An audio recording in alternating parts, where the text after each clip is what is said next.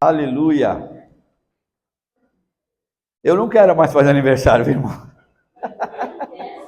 Vocês ficam me lembrando não, tá bom? Oh, meu Deus do céu.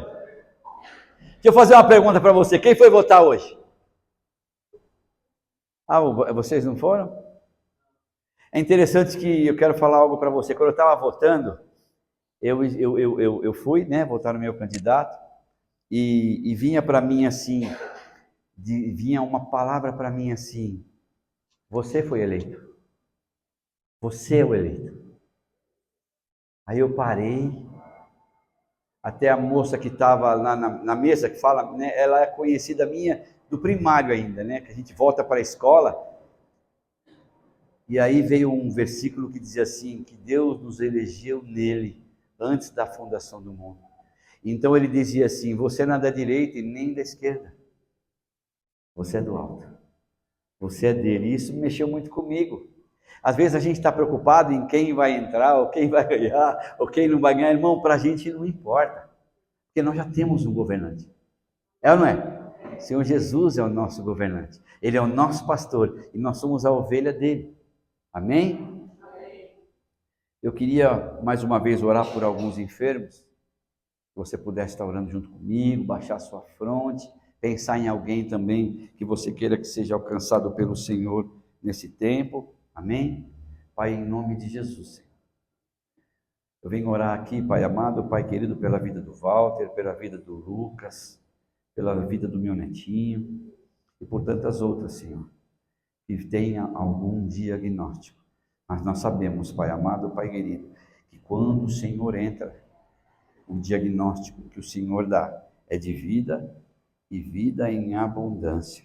Quando o Senhor está, o Senhor é quem gera vida, o Senhor é quem ressuscita, e o Senhor é quem dá a vida. Por isso eu declaro e profetizo para o Walter, para o Lucas, para o Miguelzinho, meu neto, e para todos aqueles, Pai amado, que os nossos irmãos aqui estão com a intenção no coração, que sejam alcançados, Senhor, pela vida, por aquele que ressuscita, Pai amado, Pai querido, por aquele que traz a vida. Nós te agradecemos, ó Deus, em nome de Jesus. Amém. Irmão, em 2 Crônicas, vamos lá, 22, no versículo 8.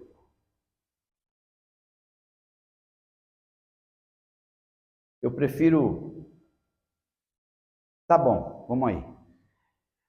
Diz assim, ó, porém a mim me veio a palavra do Senhor dizendo, quem está falando isso é Davi, tá bom? Tu derramaste sangue em abundância e fizeste grandes guerras. Não edificarás casa ao meu nome, porquanto muito sangue tens derramado na minha presença. O que está acontecendo aqui? O rei Davi falou, eu quero construir o templo do Senhor, eu quero construir a moradia de Deus, eu quero construir a casa de Deus. Não tira daí, Tiago. Mas olha o que Deus fala para ele, Davi, você fez muita coisa, você guerreou, você é um guerreiro, você é um homem segundo o meu coração, mas você derramou muito sangue na minha presença. Aí me pegou. Você derramou o Beto, cuidado, porque quando você faz algo errado, lá fora, mas quando você comete algum erro, na minha presença, amém? Então o que eu entendo aqui? Que Davi, como ele não pôde fazer, a palavra fala que ele pega e compra os materiais e prepara todos, faz todos os preparativos para erguer essa nova igreja do Senhor. Só que ele não podia fazer, então ele prepara para o filho dele fazer. Vocês estão entendendo? Eu estou fazendo a base aqui. E em 2 Coríntios 1, do 7 ao 12, diz assim, naquela mesma noite apareceu Deus a Salomão. Salomão era filho de Davi, ok? E lhe disse, pede-me o que queres que eu te dê. O que eu estou entendendo aqui? Davi derrama muito sangue na presença do Pai. Davi fez coisas, ele era segundo o coração de Deus, só que ele fez coisas na presença de Deus, que Deus não podia dar habilitação para ele. Aí Davi morre, fica Salomão, o filho dele. Deus aparece para Salomão. Tudo aquilo que Davi fez, Davi não pôde erguer, porém Deus conhecia o coração de Davi. E pelas atitudes do homem de Deus, o guerreiro Davi, o rei Davi, volta aí, disse assim: pede-me o que queres que eu te dê. Sabe, quando eu e você, nós entendemos o que é estar na presença do Senhor, quando eu e você entendemos o que é se dispor, o que é dar tempo para Ele, o que é tentar pelo menos caminhar com Ele. Muitas vezes eu e você, a gente vai passar por essa luta, nós vamos ter o cuidado de Deus, mas Ele vai estar com a gente, mas pode ser, irmão, que pelo teu posicionamento, um dia Ele vai visitar o teu filho, a tua filha. Vocês estão entendendo aqui o que está acontecendo? Então, continua aí. Aí ele diz, e respondeu-lhe Salomão: de grande benevolência usaste para com meu pai Davi, e a mim me fizeste reinar em seu lugar. Agora, pois, ó Senhor Deus, cumpre-se a tua promessa feita a Davi, meu pai. Presta atenção, irmão. Ele não podia falar, cumpre em mim? Ele sabia quem foi o pai dele. Ele sabia tudo que o pai dele lutou, guerreou, para manter a casa do Senhor, para manter Israel, que era o povo de Deus. Deixa eu falar um negócio para você. Sabe por que você está aqui hoje? Eu não vou perder a chance. Porque Deus sabe o que você está fazendo para manter essa porta aberta. Deus sabe. Meu Deus. Vamos lá. Aí porque tu me constituíste rei sobre o povo numeroso como o pó da terra. Dá-me, pois, agora sabedoria. Salomão, ele pede sabedoria e conhecimento, para que eu saiba conduzir-me à testa das coisas, ou seja, como cabeça, a testa deste povo, pois quem poderia julgar este povo, a este grande povo? Disse Deus a Salomão: porquanto foi este o desejo do teu coração, e não pediste riqueza, bens ou honras, nem morte dos que te aborrecem, nem tampouco pediste longevidade, mas sabedoria e conhecimento, para poder julgar a meu povo sobre o qual te constituí rei. Sabedoria e conhecimento são dados a ti, e te darei riqueza, bens, honras, quais não teve nenhum rei antes de ti, e depois de ti não haverá outro igual. Se Deus chegar para você, pede o que você quiser. Posso falar, irmão? O que a gente ia pedir? Dinheiro para quem precisa, uma boa mente, sabedoria, às vezes saúde para quem precisa de saúde, não é isso? Só que o que acontece? Deus fala da maneira com que você pediu, ou seja, você é diferente. Tem algo em você que não olhou nada material. Você pediu algo para dar para mim. O que é isso? Você pediu algo para dar para mim. Como assim? Você pediu algo para poder conduzir o meu povo. Então, toda vez que eu e você pedirmos algo para Deus, porém, voltado meu Deus, você está entendendo aqui? Isso é revelação, isso não está anotado aqui. Não era para ser isso. E aí ele fala assim: olha, porque pediste sabedoria, eu te dou. Porém, vou te dar também riqueza, vou te dar bens e vou te dar honra. Ou seja, Davi deixa para ele as medidas para ele servir ao reino. Vocês estão entendendo aqui? Quando nós manifestamos a direção do Senhor, aquilo que parecia ser impossível para o homem, passa a ser possível para o Senhor. Amém? Então, nossa visão, ela tem que estar naquilo que manifesta o reino. Quantas vezes eu orei e eu oro: Senhor, me dá isso, Senhor, me ajuda nisso, Senhor, eu quero aquilo, Senhor. Ele está dizendo assim: dependendo como você pedir para mim, Se você entender o que eu estou fazendo aqui, eu vou te derramar. Mas se eu não quero dar para você, mas eu preciso de você, aquilo que eu der para você, vai ser seu, ou aquilo que eu der para você, você vai derramar. Se nós fizermos sem ser pela voz de Deus, como eu orava, que eu estou falando aqui, nós podemos estar agindo de acordo com as nossas raízes de carência e raiz de rejeição. Porque meu pai passou luta, porque meu irmão, porque minha mãe, eu não quero, então me dá isso, me dá. Deus está dizendo assim, eu quero te dar a mim para você. Eu quero dar para você o eterno. Eu quero dar para você coisas celestiais. Eu quero dar para que você faça isso fluir na terra. Eu preciso dar para você coisas, mas você precisa entender aquilo que eu estou direcionando a sua vida. Coloca para mim, Josué, nós vamos passear bastante na Bíblia, amém?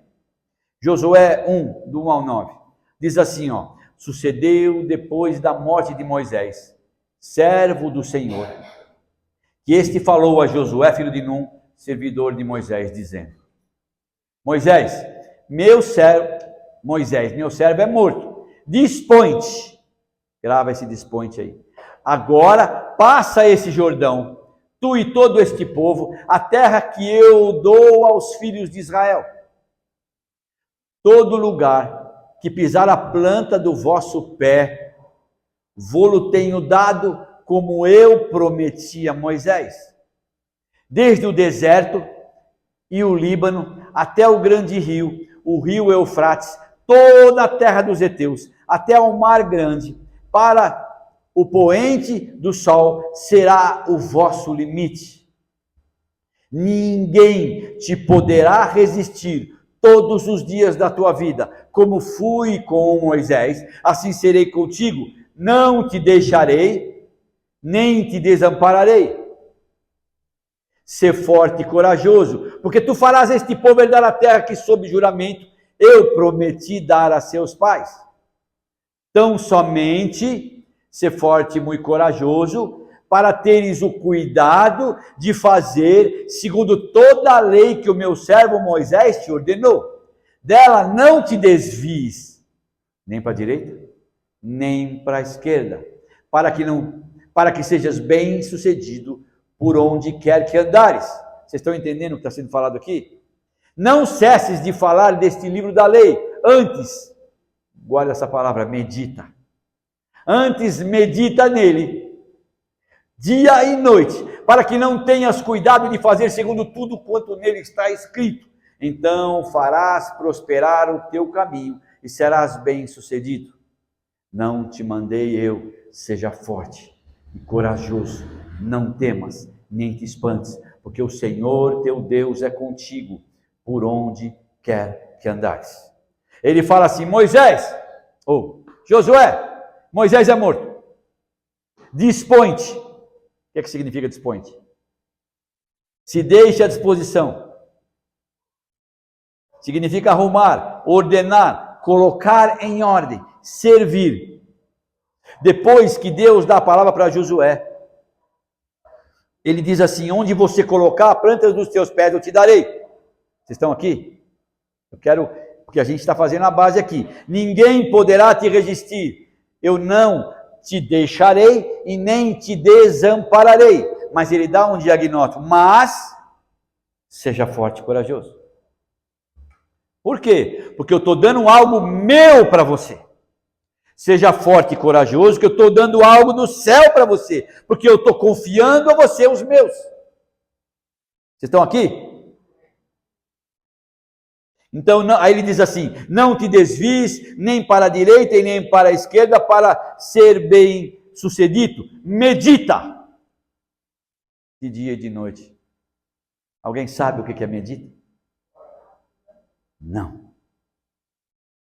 Presta atenção, eu quero te ajudar e quero a sua ajuda aqui. Amém? Meditar. O meu irmão cometeu algo contra mim. Fez algo que me machucou, ok? Alguma coisa que me feriu, e em todo aquele dia que eu estou caminhando e eu estou dizendo assim, Deus, você viu o que aconteceu? Mateus, o que ele fez, Deus?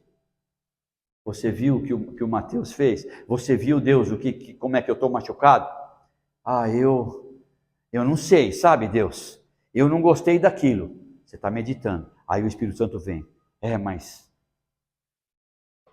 o que eu posso fazer, né, Pai? Se eu tenho uma compreensão de quem eu sou, eu vou ter que perdoar o Mateus. Pai, mas eu vou te falar a verdade. Se eu pudesse, não, Pai, não, Pai. Pensando bem, eu não estou legal, mas eu vou perdoar. Ele pisou na bola. Agora, pensando bem, eu tenho que perdoar isso? Quantas vezes nós passamos por isso? O que ele fez, o que ela fez, está me machucando. Mas o Senhor carregou tudo na cruz, inclusive o Senhor morreu por ele, né, Pai? Será que não fui eu que poderia ter agido diferente? Isso é meditar. Você está entendendo? É ruminar. O animal, quando o alimento volta, ele fica ruminando. Então aquilo, durante o dia, está falando comigo. Eu preciso pegar a Esther, porque ela tirou 5 de matemática, eu não gostei. Eu preciso dar um jeito. Senhor, não está certo, eu não peço nada para ela tem que ir bem. Eu estou fazendo qualquer coisa aqui, tá? Para você entender o que é meditar. Deus, eu não sei se eu vou pegar o chinelo. Não, mas chinelo, porque tirou 5, é vermelha. Mas peraí, então... Senta aqui. Filha do meu coração, te amo. Eu quero a sua atenção maior sobre as coisas. Eu quero uma dedicação maior, filha. Senão eu vou ter que te dar uma chinelada. Eu vou ter que ser firme com você. Eu não faço isso, nunca bati em filho. Mas estou só falando aqui. Para você entender o que é meditar. Então, me ajuda aqui. Quando eu medito, quando eu estou ruminando, eu estou falando comigo. Por isso que em Salmo 1 também fala bem-aventurado e fala de meditar. Aqui ele fala, a primeira coisa que ele fala, dispõe-te. Aí ele faz toda a promessa e depois ele fala, medita. O que ele está dizendo assim, presta atenção, Josué. Eu já falei tudo isso para você, agora vai para sua casa. Assa lá alguma carninha e tal. E começa a pensar em tudo isso. Namora com isso que eu te dei. Perde tempo. Deixa isso falar com você. Deixa, eu quero, porque você vai estar, eu vou estar te preparando com aquilo quando você enxergar você. Então, eu entendo aqui que nesse caso, Deus estava dizendo, Josué, não se apoie no medo. Cara, Deus falava com Moisés de uma forma sobrenatural. Moisés é morto. Imagina agora Josué falar, como eu vou fazer o que Moisés fazia? Ele entrou num tempo de medo. Não se apoie no medo. Ele está dizendo, mas vai ruminar. Você vai meditar para você entender o que eu estou dizendo para você. Uma das coisas que acontece com a nossa igreja, e eu não falo essa daqui, tá? A igreja do Mundial, é que a gente... Se alguém pisar no seu calo, irmão, você já está pronto para pisar no calo dele. E muitas vezes, quero que você pegue isso no seu espírito, Deus vai permitir alguma situação minha e sua que dói, que machuca, e que você vai nele, porque quando você vai nele, e quando você entender quem você é em Cristo, e o que você carrega, você vai falar, Senhor, perdoa ele. Se fui eu, me perdoa. Eu não quero ser uma pessoa que esteja julgando aqui. Amém? Isso é meditar, irmão. Orar não. Orar, você tira um tempo com o Senhor, é onde você vai para o quarto, você se despe na sua carne, e você entra e fala com o Senhor, você começa, se você aprender, se você olhar pelo Pai Nosso que estás no céu, santificado seja o teu nome. Então, a primeira coisa que você vai fazer, Pai, Tu és santo, Senhor, eu te amo, Pai, obrigado porque o Senhor me deu essa oportunidade de estar aqui, obrigado, Senhor, porque eu te conheci, e eu sei que o Senhor me conheceu, obrigado por eu existir, obrigado por eu te conhecer, Tu és tudo na minha vida. Então você vai ficar... E depois você vai acompanhando o Pai Nosso, que Ele vai direcionando para você como você orar. Isso é orar. Agora coloca Efésios 3:20 aí para mim. É isso mesmo? Diz assim, ora, aquele que é poderoso para fazer infinita mais do que tudo quanto pedimos ou pensamos. O que eu fiz errado? Vamos lá. Ora, aquele que é poderoso para fazer infinitamente mais do que tudo quanto pedimos ou pensamos, conforme o seu poder que opera em nós. Então ele está dizendo assim, o que é o poder de Deus? O que é o Evangelho? Poder de Deus. Evangelho é a palavra. Então agora, tudo que eu pedir ou pensar, se vier de acordo, que venha de acordo com a palavra. Então o que ele está falando para mim e para você? Cuidado com o que você pensa. Por isso que é importante você e eu meditarmos. Por isso que antes eu e você de tomarmos qualquer atitude de para, irmão. Vai para o banheiro quando a mulher está pegando no seu pé, ou o homem.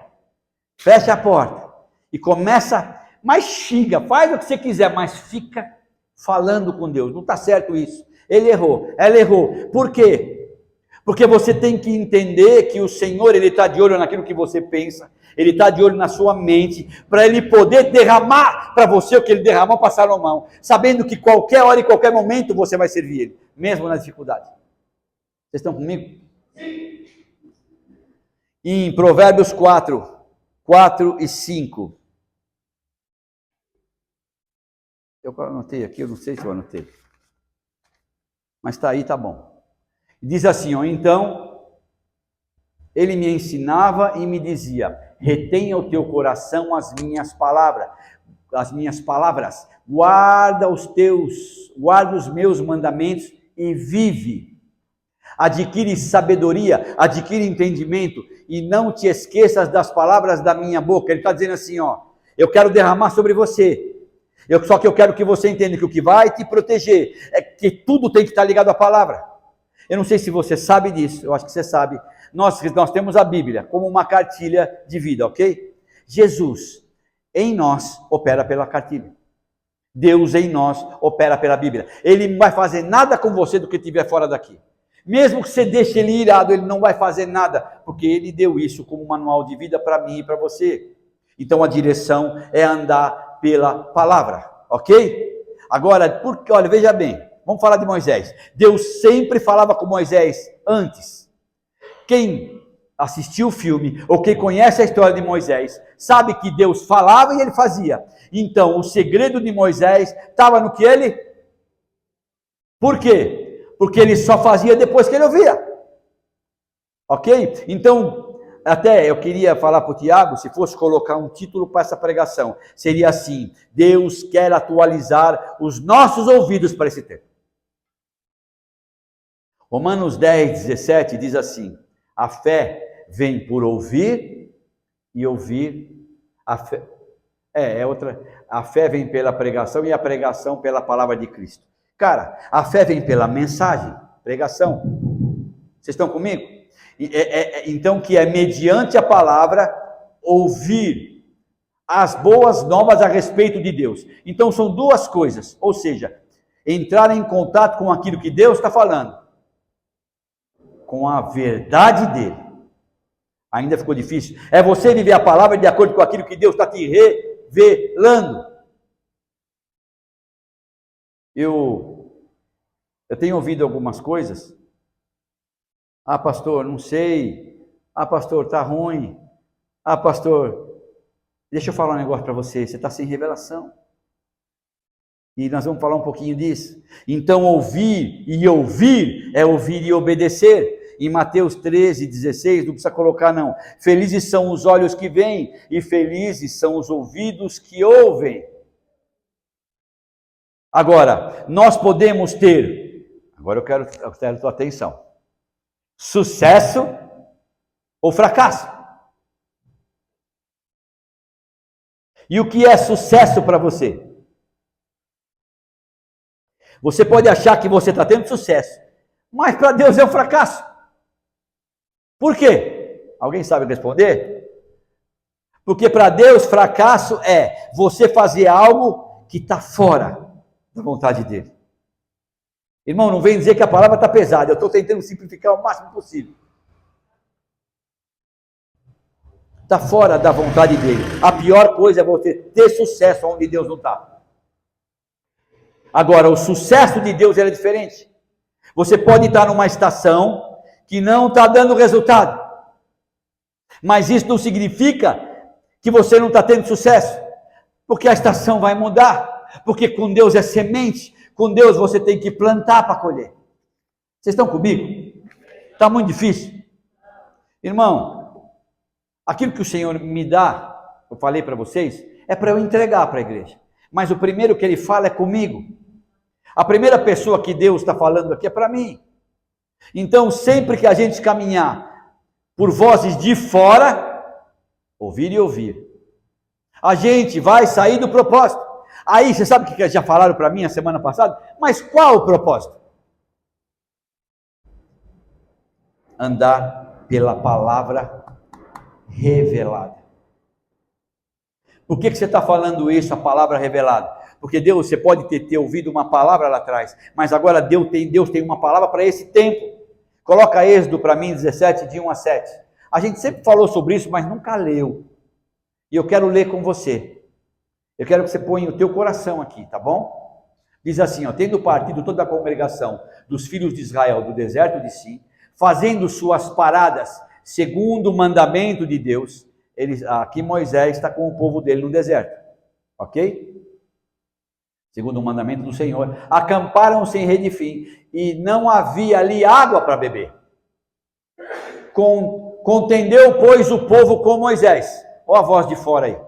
Contendeu o povo com Moisés. Dá-nos água para beber. Respondeu Moisés. Por que contendeis comigo? Por que tentais ao Senhor? Tendo aí o povo sede de água, murmurou contra Moisés e disse: por que nos fizeste subir do Egito? Eles estavam dizendo assim, nós estávamos melhor como escravo. Olha isso, irmão. A gente lá estava melhor. Por que nos fizeste subir do Egito para nos matar de sede? E nós, e nossos filhos e os nossos rebanhos? Então clamou Moisés ao Senhor: que farei a este povo? Só lhe resta apedrejar-me. Ele está dizendo assim, eles vão me matar. Respondeu o Senhor a Moisés: passa adiante o povo e toma contigo alguns dos anciãos de Israel. Leva contigo em mão o bordão. O bordão é o cajado, que significa autoridade, com que feriste o rio, e vai. Eis que estarei ali diante de ti, sobre a rocha em Horebe. Irmão, eu fui lá. Eu estive nesse lugar. Ó, ferirás a rocha, ou seja, ele vai pegar o cajado, ok? Vai bater na rocha. Ferirás a rocha, e dela sairá água, e o povo beberá. Assim, Moisés assim o fez na presença dos anciãos de Israel, e chamou o nome daquele lugar Massá e Meribá, por causa da contenda dos filhos de Israel, porque tentaram ao Senhor, dizendo: está o Senhor no meio de nós? Irmão, vocês estão entendendo o que aconteceu aqui? Moisés é levantado para tirar o povo, todo mundo sabe disso, ok? E aí, ele está caminhando com o povo, muitas coisas acontecem, de repente a água acaba, e é deserto, e aí ele fala, e se voltam contra ele. Você trouxe a gente aqui para nos matar? Imagina o estado psicológico de Moisés. Quando Deus fala para ele, pega o cajado, o cajado está lá em cima, nós temos um cajado aqui, viu? Pega o cajado e bate na rocha, e quando a água sai, que ele alimenta todo mundo, eu imagino que Moisés ali fez assim, ó. E imagino que ele saiu dali e foi meditar. Aqueles filhos de uma gaita. Tudo que eu já fiz, tudo que o Senhor fez, eles iam me apedrejar, eles estavam sujeitos a me matar. Irmão, passa mais de 30 anos. Em Números 20, no versículo 11, Moisés, acontece a mesma coisa. Só que Deus chama Moisés e fala: Moisés, você agora vai falar com a rocha. Você agora vai mudar, você vai falar com a rocha. Moisés chega lá, tendo a experiência de bater na rocha todo aquele tempo. Pega o cajado e pum! Moisés levantou a mão e feriu a rocha 2 vezes com o seu bordão, e saíram muitas águas e bebeu a congregação dos seus animais. Irmão, por que Moisés bateu na rocha? E alguém vai responder. Porque a palavra revelada uma vez não é da mesma que ele achou que era. Glória a Deus. Porque, ele não se atualizou naquilo que Deus estava fazendo. Nós caminhamos por um tempo em muitas coisas. Mas nós precisamos entender que nós precisamos nos atualizar. Então, ele não se atualizou naquilo que Deus estava falando. Por quê? Por causa das vozes de fora. Estava conversando isso com o Tiagão hoje. Não é, Tiagão? Por causa da voz que vem de fora. Ou seja, se eu ouvir a voz que vem de fora, eu vou andar no velho. Vocês estão comigo? Aí qual foi a sentença de Deus para Moisés? Você não vai entrar. Ou seja, o que é isso que Deus fez? Você não teve fé. A fé vem por? Quando eu falei, você não? E você bateu. É forte, não é? É forte. Quantos de nós? Deus está falando. Deus está mostrando. E a gente está batendo. Quem é a rocha? Cristo. Quantos de nós estamos ainda batendo em Cristo? Para suprir, uma necessidade que alguém de fora está buzinando. É duro, hein, meu? Agora eu queria ir com você em 2 Samuel 6, do 1 ao 19. Agora vai começar menos Bíblia, tá bom? Mas eu quero que você esteja comigo nessa leitura, para que a gente comece a entender o que Deus está querendo nos falar nessa noite. Realmente o título Ele quer nos atualizar para esse novo tempo que está vindo aqui no Gerar. Assim como, Ricardo, a minha visão sumiu. Com óculos agora eu consigo ler. Tá bem? E eu não estava entendendo. Sangrei, dor no corpo, eu queria saber. Aí eu falei, eu estou doente de alguma coisa. Foi quando eu cheguei para a Andréia e falei, Andréia, tem algo profético. Deus me mostrou antes o Covid, Deus me mostrou antes o incêndio na Amazônia, muitas coisas. E eu falei, tem algo que vai acontecer. E o Jackson de Aquino, que anda revelou. Depois eu vou passar para vocês. Sobrenatural. Então eu queria falar para vocês, vamos ler aqui? Tornou Davi a ajuntar todos os escolhidos de Israel em número de 30.000 pessoas. Dispôs-se com todo o povo que tinha consigo e partiu para Baalá de Judá, para levarem de lá para cima a arca de Deus, sobre o qual se invoca o nome do Senhor dos Exércitos, que se assenta acima dos querubins. Puseram a arca de Deus num carro, esse carro é carro de boi, amém? Vamos fazer assim, Israel junta 30.000 homens, a arca estava na casa de Abinadab há muitos anos. Israel fala, agora eu quero trazer a arca para Israel, agora eu sou rei, agora eu sou o cara, mano, e eu vou buscar a arca, ninguém vai me segurar. Isso é lindo, não é, mano? Não é fantástico? A arca era a presença de Deus, eu vou buscar a presença de Deus. Eu não aceito os reis que passaram, eu não estou nem aí, mas eu quero a presença. Então o que ele faz? Abinadab, puseram a arca no carro, então ele foi buscar a arca e colocou a arca no carro de boi, ok? E levaram da casa de Abinadab, que estava no outeiro, e Uzai e Aiô. Uzai era homem de Deus, Aiô era homem de Deus, filhos de Abinadab, onde a arca ficou, se eu não me engano, 20 anos, viu? Quer dizer, Uzai e Aiô tocava na arca, fazia, limpava, estava lá 20 anos. Filhos de Abinadab guiavam esse carro de boi. Levaram-no com a arca de Deus à casa de Abinadab, que estava no outeiro, e Aiô ia adiante da arca. Davi e toda a sua casa de Israel alegravam-se perante o Senhor, com toda a sorte de instrumentos de pau de faia, com harpas, com saltérios, com tamboris, com pandeiro, quer dizer, eles foram buscar a arca e estava uma festa. Estamos levando a presença para casa. Os filisteus tinham roubado a arca há tantos anos atrás, e agora, olha que alegria, a arca é a presença, e nós vamos buscar a presença de Deus, e nós vamos levar para nossa casa. Davi e toda a casa de Israel alegraram-se perante o Senhor com toda a sorte de instrumentos. Bora. Quando chegaram à eira de Nacon, estendeu-os a mão à arca de Deus e a segurou, porque os bois tropeçaram. Deixa eu falar um negócio para você. Esse lugar é Quilom. Quilom da eira, tem alguns nomes. Então, a ira do Senhor se acendeu contra Uzá. Então, o carro de boi está caminhando, ok? Está levando a arca aqui, todo mundo junto. E chega nesse lugar, e nós vamos falar sobre esse lugar. Por que nesse lugar? O boi tropeça. Uzá estava ali, pôs a mão na arca. Cai morto na hora. Então a ira de Deus se acendeu contra Uzá. E Deus o feriu ali por esta irrelevância. E morreu ali junto à arca de Deus. Desgostou-se Davi. Acabou a festa, irmão. Porque o Senhor irrompera contra Uzá e chamou aquele lugar de Pedra de Uzá até o dia de hoje. Temeu Davi ao Senhor naquele dia e disse: como virá a minha arca do Senhor? Não quis Davi retirar para junto de si a arca do Senhor, para a cidade de Davi, mas fez levar à casa de um homem chamado Obed-edom, o geteu, homem de Deus.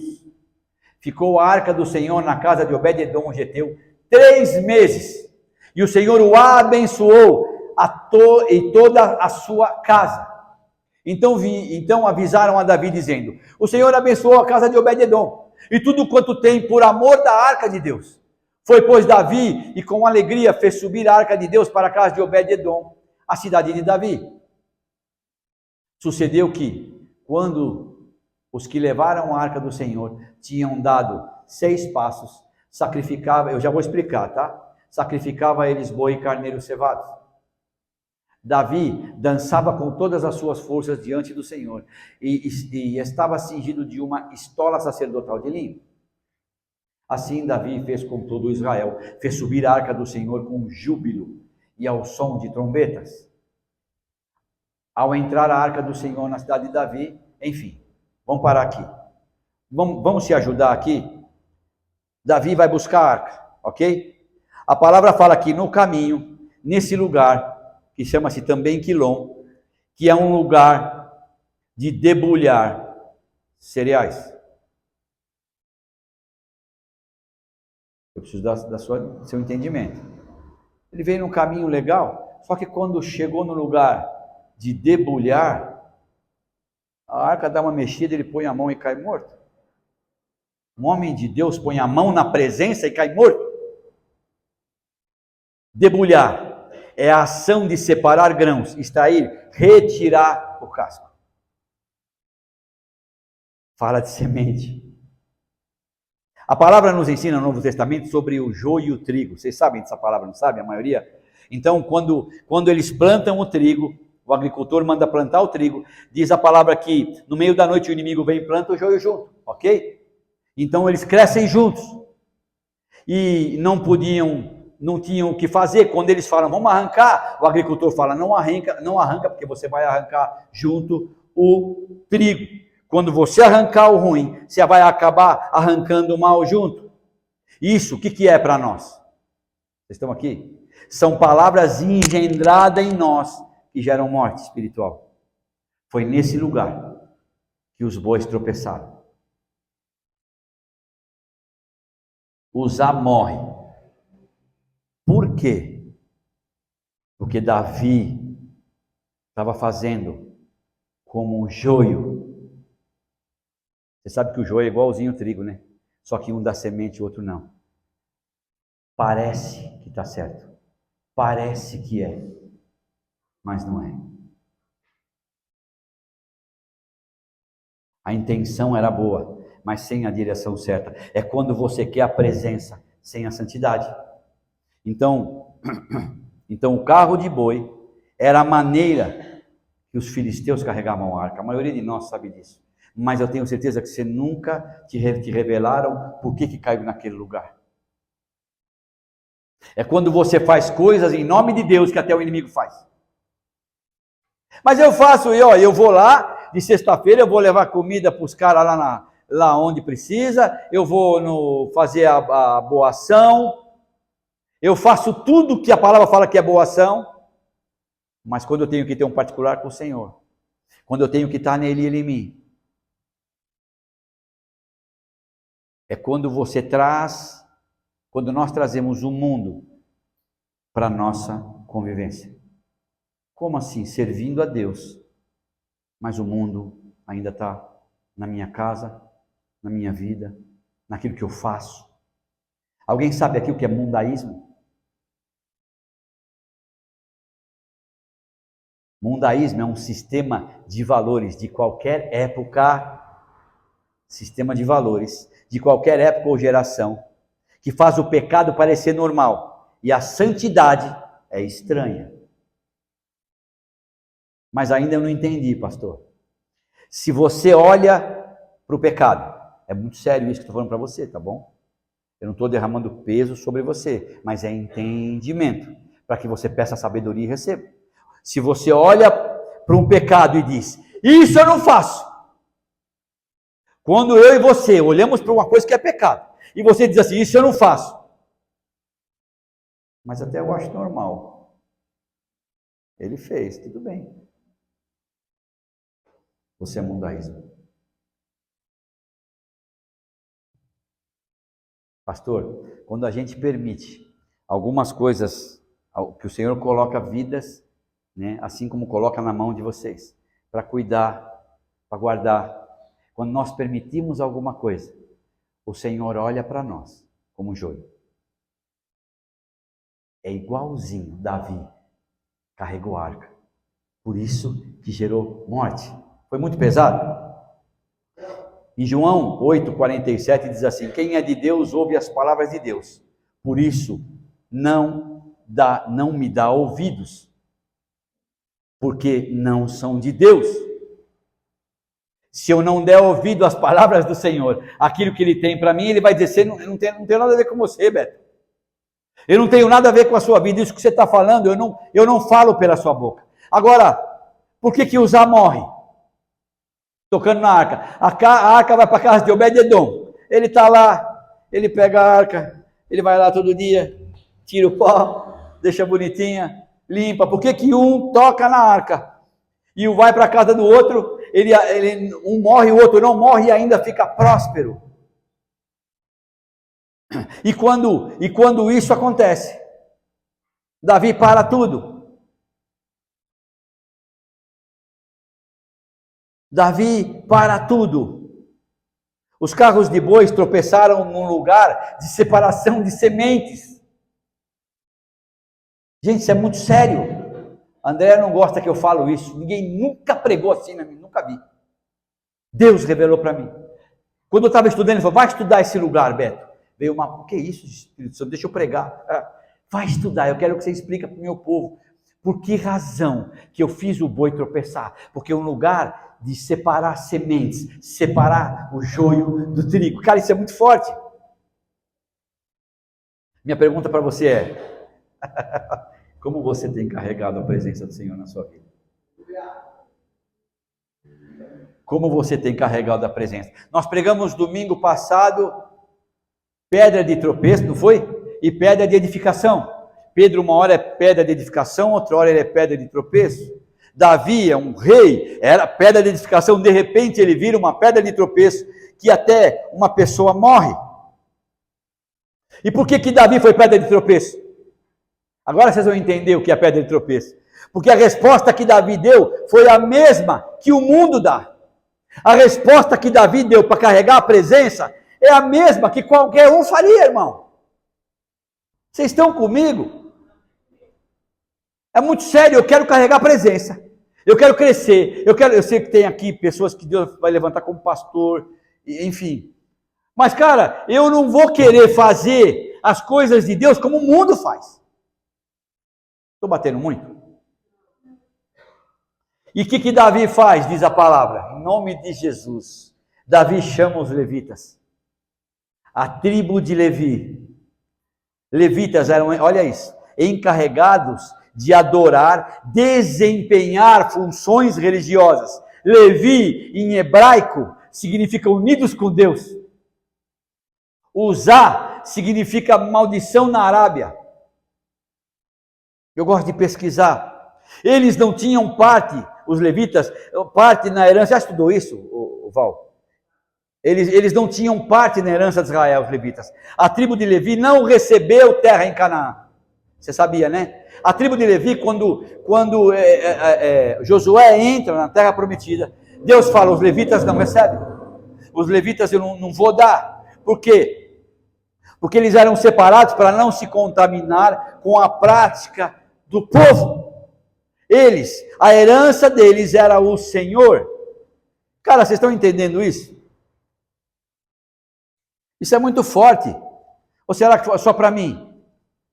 Então, espera um pouquinho.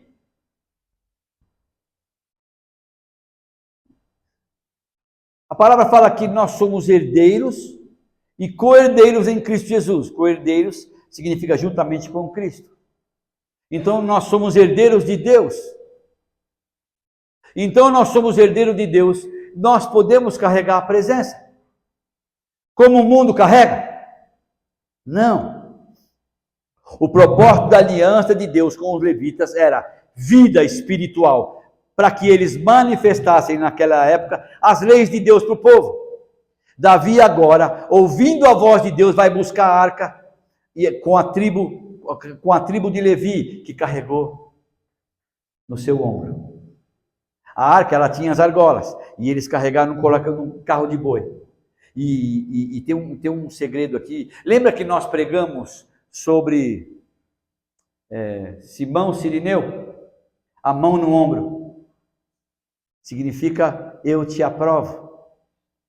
A Bíblia, ela liga uma coisa com a outra de uma forma espetacular. É sobrenatural. A Bíblia diz que a cada 6 passos, é isso que nós lemos lá. Agora eu quero falar com você sobre isso. Os levitas estavam carregando a arca, ok? Então eles faziam assim, ó. 1, 2, 3, 4, 5, 6. Eles paravam, soltavam a arca e eles começavam a adorar. Ali eles adoravam ao Senhor e sacrificavam animais ao Senhor. Presta atenção. Essa arca demoraria 2 dias e meio para chegar em Jerusalém. Eles levaram quase 3 meses. A cada 6 passos, certo? Eles paravam, adoravam e sacrificavam os cordeiros, os animais. 6 é o número do homem. Me ajuda aqui. 6 é o número do homem. Então, antes de entrar no sétimo é o número da perfeição. 7 é o número de Deus. 7 é a presença de Deus. Para que ninguém morresse no caminho, me ajuda aqui. Eles sacrificavam animais. Quem é o sacrifício vivo, santo e agradável hoje? Me ajuda aí, Val. Jesus veio habitar entre nós no número 6. O Alan falou sobre isso na entrada. O Jesus veio habitar entre nós. Agora, em Cristo, nós podemos entrar no 7. Por quê? Que é a presença, para que ninguém mais morra no caminho. Então, espera um pouquinho. Carregar a presença não é de qualquer jeito, mas é caminhar por aquilo que Deus está nos comunicando através de Cristo Jesus. É a palavra revelada, é a palavra de Deus, é a voz de Deus. Se nós não passarmos do humano,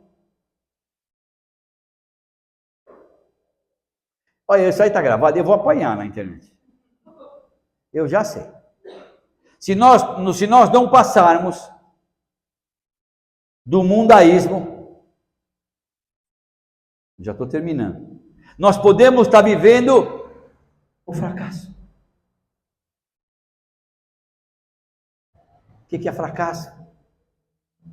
É que as coisas que dão certo, sem ser na vontade de Deus. Alô? Vamos contratar um mestre para pegar aqui, Ricardão. Profeta, é muito... Então, só pode colocar a mão na presença quem está com a vida em Cristo.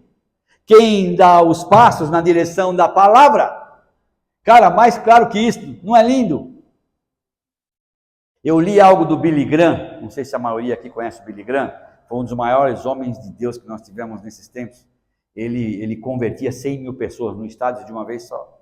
Homem espetacular. Ele disse assim, ó, o maior fracasso é ter sucesso em coisas que nos afastam da presença. O que é isso hoje? Para mim e para você.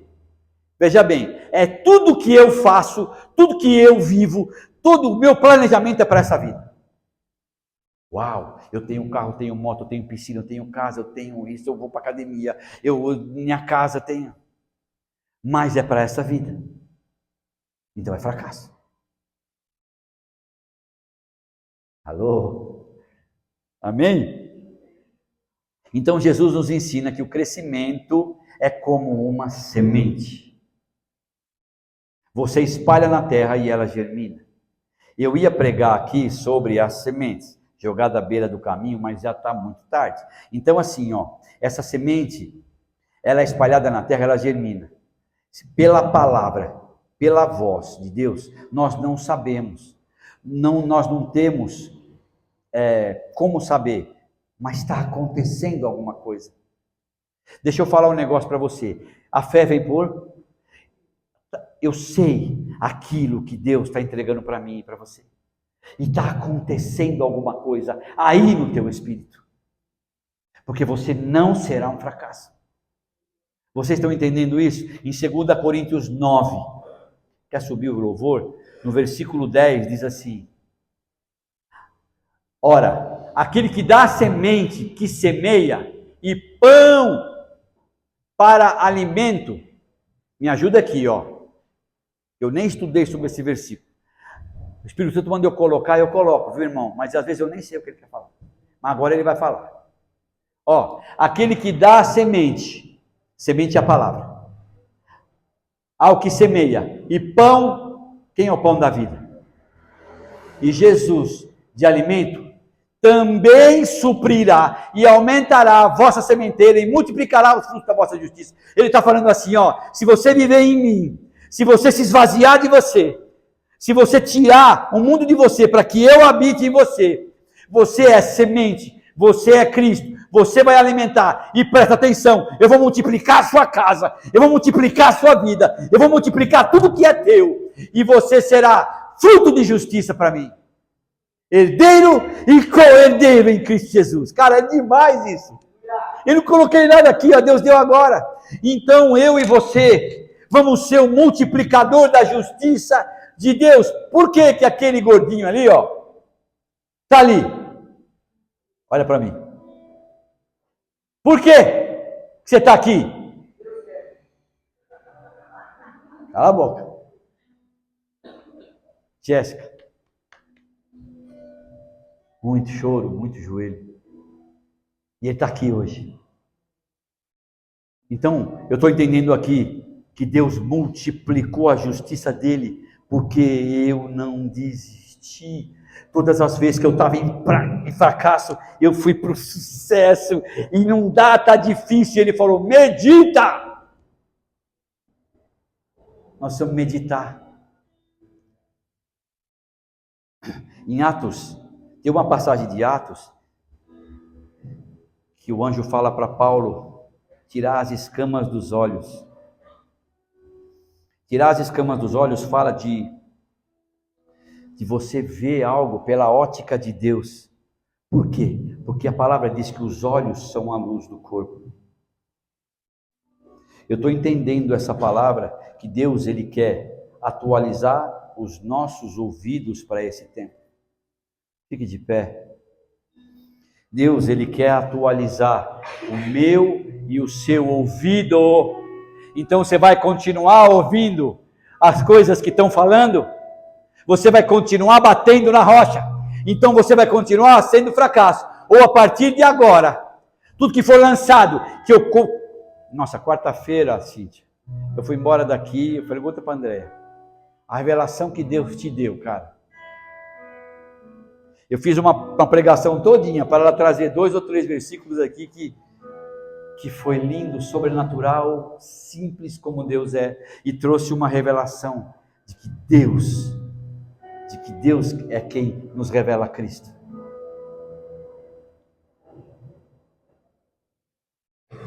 Você sabe o que está acontecendo comigo, com você? Tem como chamar eles lá, Eva? O que está acontecendo comigo, com você? Me perdoa falar isso. É porque é crescimento. Pode chamar eles.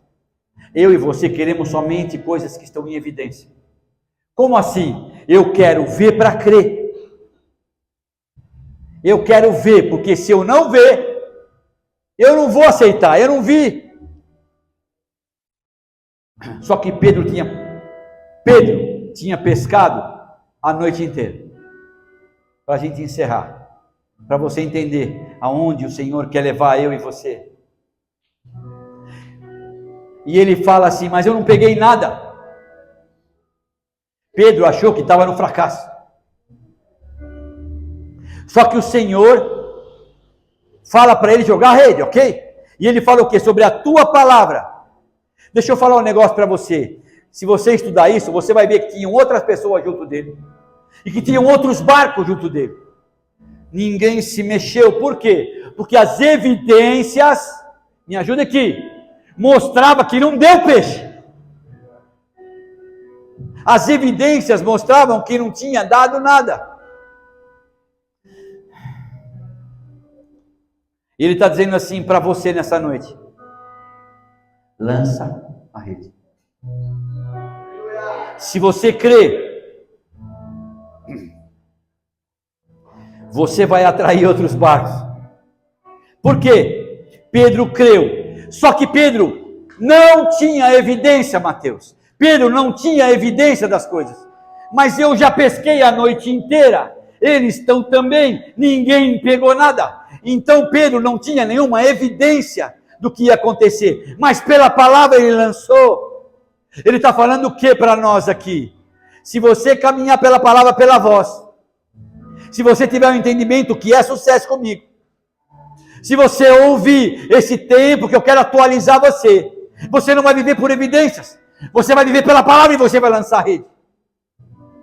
Aí depois que o peixe aparece, não vai faltar, o que aconteceu? Todo mundo veio do lado dele. Ele encheu outros barcos para ajudar a carregar os peixes. Depois que isso acontece, não vai faltar mais nada para Jesus. Depois que você entender de parar de querer, eu e você, andar por evidências e lançar pela palavra, não vai faltar mais nada para Jesus. Meu Deus. Por quê? Por quê? Não foge aqui. Porque Jesus está em busca daqueles que não andam por evidência, mas daqueles que caminham pela palavra. Mas daqueles que caminham pela palavra. Pegou, pastor? Chegou a hora, irmão. Nem eu, nem você vamos viver fracasso. E nós não vamos ferir Deus. E o que é o mundaísmo? É quando eu e você dizemos assim: eu não vou fazer, mas para mim não é pecado. Se você achar que pode fazer, Deus está levantando você como autoridade nessa noite. Deus está levantando eu e você para chegar e falar assim: não! Porque Deus não aprova isso. Não, você está falando isso porque você não faz e você não quer que eu faça. Não! Você quer andar por evidência. Por isso eu quero falar algo para você. Eu não vou orar por ninguém. Mas a fé vem por ouvir. E ouvir, que é obedecer a palavra. Se você, porque eu também vou ter que estar aqui embaixo. Eu não vou porque eu estou aqui, irmão. Mas eu seria o primeiro, Andréia. Minha mulher é testemunha disso. Se você ainda tem alguma coisa do mundo, algo que fala para você, algo que às vezes vem ao seu coração, eu não posso fazer, Porque eu leio a Bíblia, mas que mal tem isso. Se você tem alguma coisa aí com você, que você ainda não percebeu, ou aliás, não tinha se apercebido, porque hoje eu sei, em nome de Jesus, o que foi lançado sobre você. Eu queria que você viesse aqui à frente, porque nós vamos orar juntos aqui, em nome de Jesus. Quem tem coragem?